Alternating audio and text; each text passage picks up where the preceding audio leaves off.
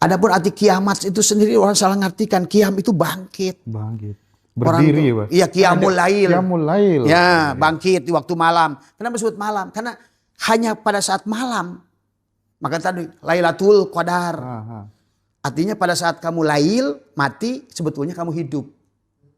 Maka inilah konsep dengan Tuhan tadi. Kenapa al-mutu qoblaan tamutu.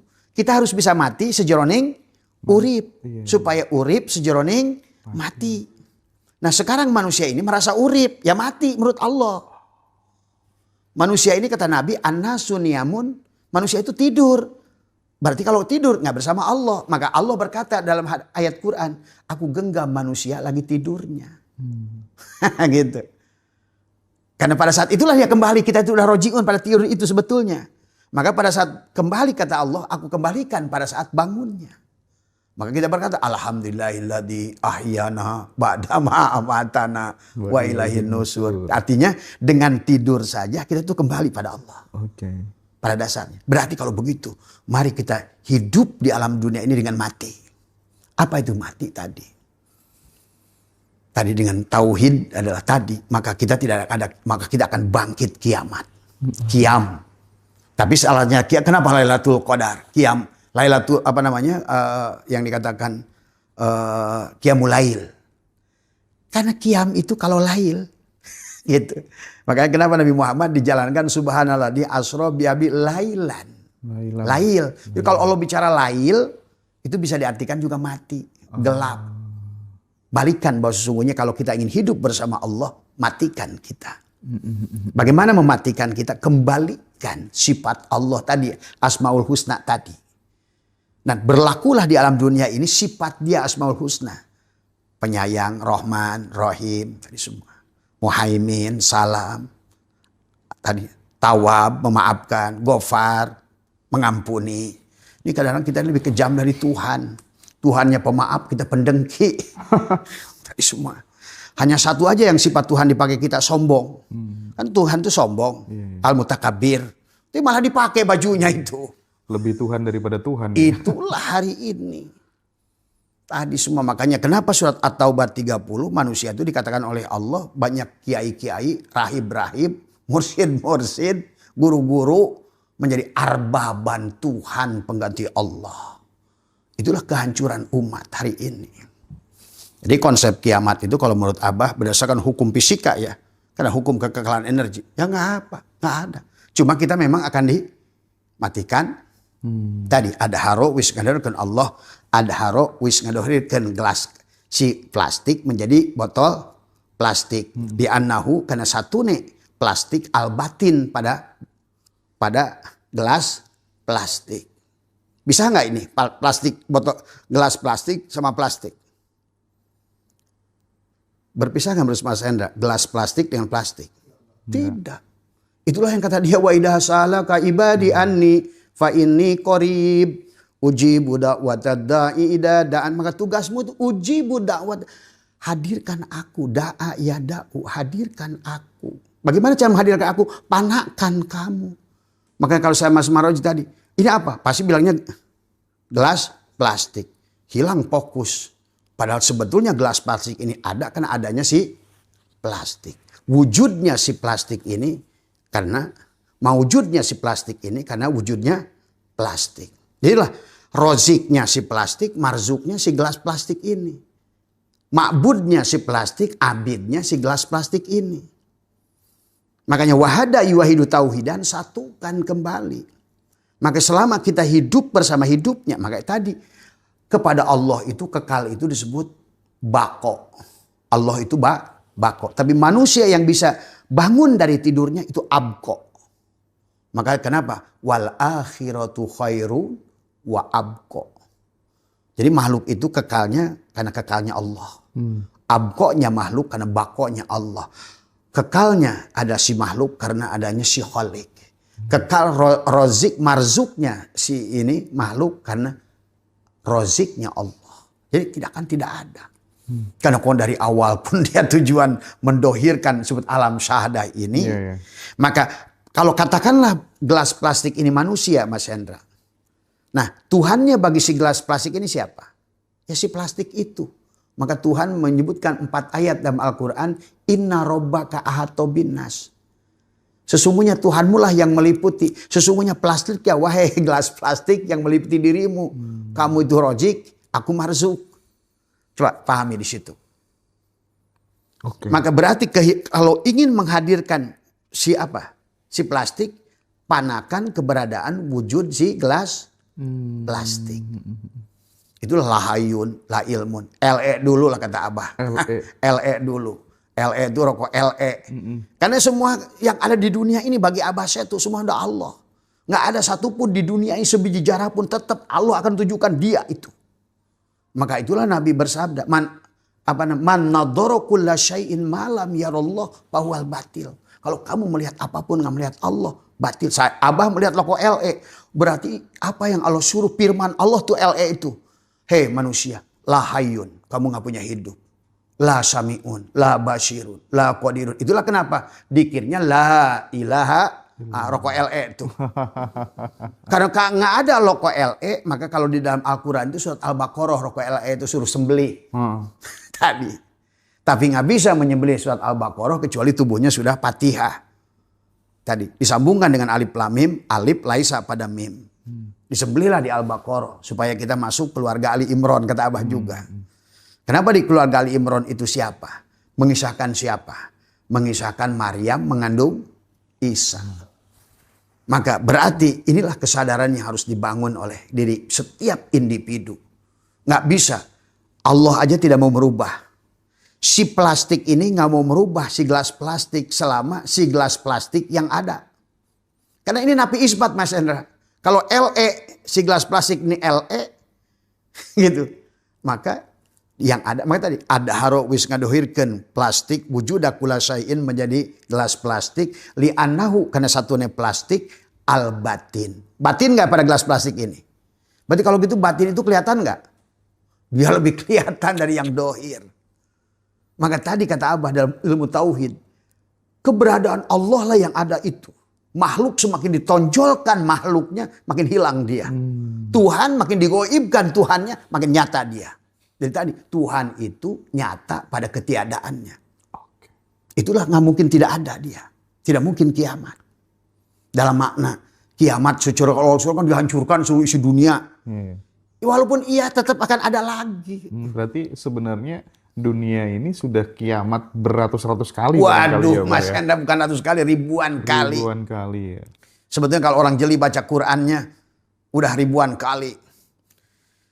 Dalam arti, nah setiap manusia pun udah ribuan kali kiamat. Ya tadi. Ya, maaf kayak Jalaluddin Rumi aja berkata saya ini mati udah 1838 kali. Itu Jalaluddin Rumi.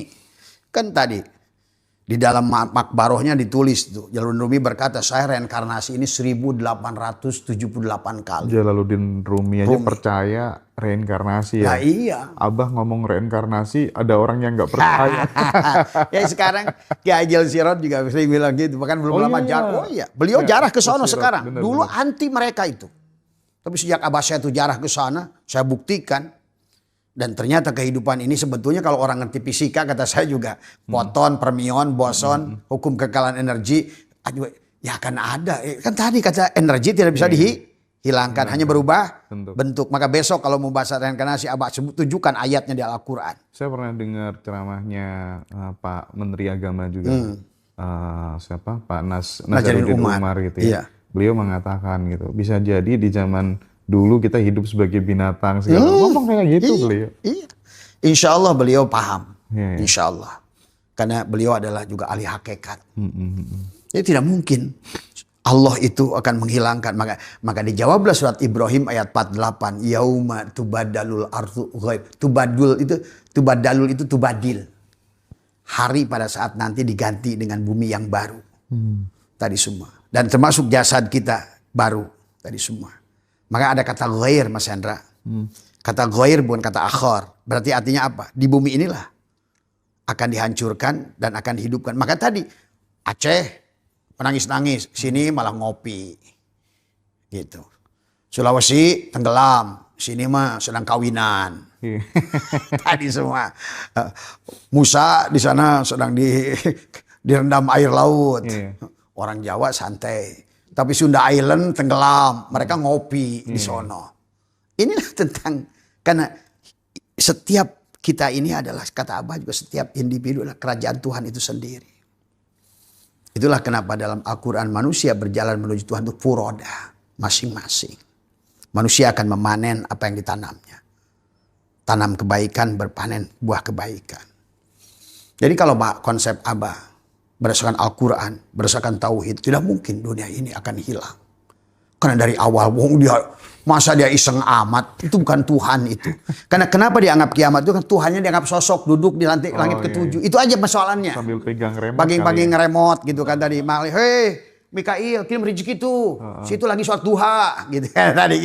Tapi pertanyaannya, kalau kemudian pemahaman secara esensial, secara hakikat seperti itu, terus tugasnya Israfil untuk meniup sangkakala itu apa berarti, Pak? Padahal Israfil itu hidung kita. Tadi Musa.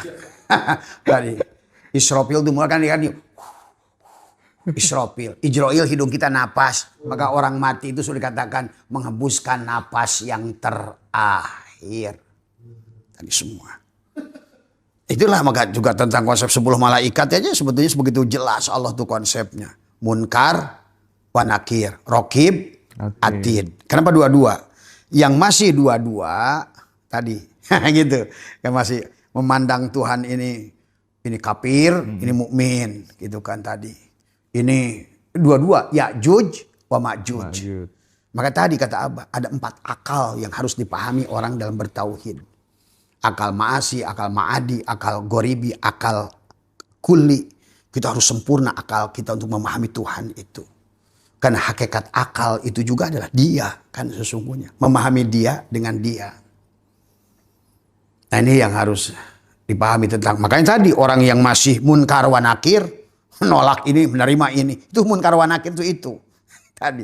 Adapun rokib atid, ya baik dan buruk itu. DNA akan mencatat. Rokibun atidun. Akan selalu baik. Coba kalau seandainya kita nggak berpikir begitu. Baik semuanya. Nggak ada atid itu. Hanya rokib saja itu. Munkar wa nakir. Jangan munkar. Karena kalau udah rokib atid akan muncul munkar. Munkar terus pada apa yang kita lakukan sendiri. Kita yang menariknya. Kita yang nolaknya juga. Itu yang disebut dalam surat Yasin. Inna nahyu nuhnil mauta wa naktubu itu anak tubuh itu kena rokibun atidun. Akibatnya munkar wa nakir.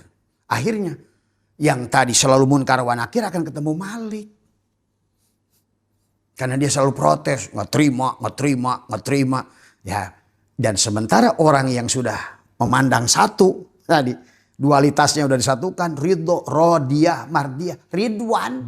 Oh gitu ya. Jadi ridwan itu orang yang ridho. Udah nggak menyalahkan ke kiri ke kanan, sudah tauhid. Dan Abah sudah mengajar. Nah inilah konsep kepada kita ke depan kalau ingin bahagia. Jangan ada posisi Ya'juj wa Ma'juj. Karena Juj itu kan bagian. Ke kanan Juj, ke kiri Juj. Artinya ke kanan makhluk, ke kiri makhluk. Harusnya kul, satukan. Maka dalam kitab hikam itu diajarkan kepada kita bagaimana menyatukan. Bukan qobad, bukan basat. Kalau kamu bersandar pada qobad, kalau kamu bersandar pada basat, ya kamu tidak akan ketemu dia. Maka tadi, jangan munkar wa nakir. Gitu. Kamu nanti akan ketemu Malik terus. Karena kamu tidak akan pernah ketemu surga. Tadi semua. Maka itulah semuanya konsepnya nanti kalau kita ada praktek, ada sebetulnya ada prakteknya semua ilmu ini. Dan bisa dibuktikan. Tadi semua. Ya, maka sekarang Abah bikin grup jalan-jalan tingkat nasional. Mereka yang sudah tercerahkan, yang sudah terbukti bisa menarik rizkinya. Tadi semua karena mereka sudah menjadikan magnet rizki tubuhnya. Karena dia rozik dan rozak. Udah ngerti rozik dan marzuk gitu. Akhirnya rizki itu melepati kata Abah juga. Jalan di tanah pun tanah seolah welcome. Lain kepada orang yang selalu tadi munkar wa nakir. Tanah pun marah terus. Ya udah lihat Dakwalukal Akbar. 3 kali tanah itu meminta Tuhan menenggelamkan manusia. 3 kali angin itu tiap hari meminta untuk meniup manusia.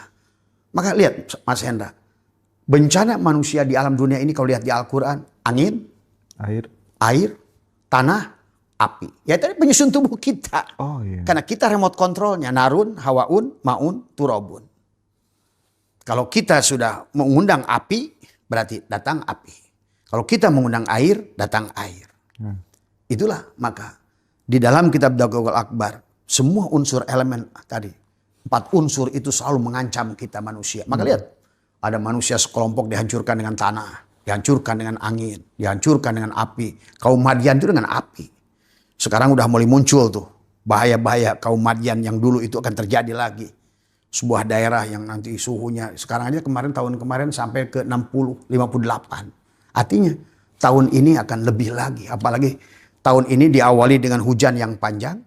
Maka kekasihnya nanti sang api akan datang tadi semua. Karena pasangannya itu pasangan. Gitu ya, Pak. Jadi sekarang orang pada resah, pada mengkhawatirkan banyaknya air dan lain sebagainya. Banjir dan seterusnya. Jangan-jangan setelah ini akan api. Muncul untuk keberimbangannya. Betul, gitu ya. keseimbangan. Karena dalam kitab Sirul Asror kata Majma'al Anasir Arba'a, ada 4 anasir alam. Dan semuanya ada pada kita. Kitalah sebetulnya rajanya seharusnya. Tapi sayangnya manusia kita ini memble. Kitalah yang mengundangnya. Tadi semua. Merusaknya. Maka surat Rum ayat 40. Doharul pasadu fil bari. Telah nyampaklah kerusakan. Jadi kalau begitu. Siapa yang merusak dunia ini? Manusia yang tidak sadar. Manusia yang tidak sadar. Siapa yang merusak nasib dirinya? Dirinya yang tidak sadar. Itulah kenapa karena Abah ada konsep STS, sadar. Kita harus bangun dulu dari tidur. Itulah konsep Isra Mi'raj itu kepada Sidroh Al-Mun. Sidroh itu kan sadar. Kesadaran yang kembali kesempurnaan pada saat kita lahir. Pada saat kita kosong. Jadi pada saat di dunia ini diisi dengan huldi, itulah. Dengan doktrin, dengan dogma, rasa takut, rasa ini, rasa itu. Apalagi dimunculkan sifat bermusuhan. Padahal kita melihat laut, buih pun laut, ombak pun laut. Harusnya kita pandang. Ulama dulu sudah mengajarkan Abu Yazid pada muridnya. Hei, lihat muridku, lihat laut. Apa yang kau lihat? Buih. Apa yang kau lihat? Ombak. Apa yang kau lihat? Nah, yang terakhir, aku hanya melihat laut. Bagus. Nah, itu artinya kita dalam kehidupan ini adalah Dia yang mengajarkan kepada kita tentang itu. Maka Majma'al Anasir yang 4 tadi, Narun, Hawaun, Ma'un itu karena Allah itu sempurna. Ada Jalal, Kohar, Jamal, dan Kamal. Ada kasarnya, ada lembutnya Mas Hendra. Kalau manusia tidak merasakan kelembutannya, dan Allah sudah mengatakan dalam Quran, aku akan tarik kamu kepada kekasaranku. Jadi kamu pilih mana? Memilih munkar wa nakir atau kamu memilih ridho pada Allah? Terus, jadi manusia ini menuduh Allah aja sekarang ini. Allah penyiksa, Allah ini, Allah ini. Allah bakal membakar kamu. Nah, maka nanti kapan kita bahas tentang apa itu neraka wel, neraka sakor, neraka jahanam. Tadi semua. Ya itu loh. Manusia kan sudah mengharang tuh semua. Betul. Nah itu. Coba bayangkan kata Abah juga. Kalau ada wayang sekelompok lagi ngobrolin dalang. Tentang surganya dalang. Mungkin kata dalang lihat. Karena dia nggak ngerti rozik wal marzuk wahid. Abid wal ma'bud wahid. Tadi semua. Maka sungguh diketawain oleh dalang. Kamu sok tahu. Sok tahu ya. Makanya tadi semua. Iya. Inilah yang terjadi hari ini. Dan karangannya itu kayak membekas banget gitu. Karena itu udah didoktrin dari kecil gitu. Gimana kita nanti akan melewati jembatan rambut dibelah 7. Wah itu kan terngiang-ngiang gitu ya. Iya. Ini harus latihan dulu deh kayaknya. Nah iya. Nah itu. Artinya itu Nabi sedang bercerita bahwa saking mustahilnya tadi semua maka diperumpamakan dengan rambut dibelah 7. Mustahil apanya maksudnya? Ya artinya bahwa kalau yang seperti itu nanti dibentangkan sirot dari sini ke sono, di bawahnya api nyala-nyala gitu kan tadi. Tapi adalah kecilnya adalah sekecil rambut, tapi tajamnya seperti dibelah 7. Itu kan itu harus dipahami tadi semua. Ya, sebetulnya Nabi sedang bercerita tentang martabat alam 7. Oke. Iya, tentang martabat alam 7, hidup dari ahad ke ahad 7 tadi semua. Ya. Kita hidup dengan 7 latifah, dengan 7 bentuk, dengan 7 ayat surat Al-Fatihah pada tubuh. Ada 7 air mutlak dohir, ada 7 air mutlak batin. Lempar jumroh 7, akubah 7, wusta 7, ula 7 pada tiap 7 lapisan. Sifat bahimiyah, sifat subuhiyah, sifat syaitoniah. Tawab 7, karena diingatkan pada 7 bulan dalam putaran. Kenapa putarannya ke kiri? Kita itu tadi semua. Sa'i pun 7 tadi semua. Nah tadi, bahkan sampailah ada perkataan manusia itu hanya 7 turunan. Maka tadi ada orang ngaku Habib itu aneh. Karena secara ilmu genetika pun setelah 7 turunan udah orang lain. Maka dari mulai anak, ibu, nenek, bau, jangawareng, udeg-udeg, kekait siwur 7. Maka harta pun untuk 7 turunan. Kalau hajat 7 hari 7 malam. Semua gitu. Nah isyarah rambut dibelah 7 juga. Karena semua itu perumpamaan. Dari semua. Tapi yang jadi aneh itu ya, Abah ini kok bisa ya sampai ketipu Habib habis uang 1 miliar gitu tadi. ya. Itulah kalau tidur. Sekarang udah melek tadi semua. Tapi beruntung sama mereka saya dibangunkan. Jadi tidak ada yang buruk dalam di dunia ini. Semuanya ada kompensasi Mas Hendra. Ada hikmah di balik musibah. Betul. Itulah kalau kita tidur. Maka kenapa tadi pada saat pertanyaan awal tadi, kenapa manusia banyak miskin sekarang? Tidur. Dia ke kantornya tidur, sholatnya juga tidur, puasanya tidur, hajiannya tidur, tadi semua kan tadi. Karena tidur, maka kita disuruh bangun oleh Nabi. Ayo bangun.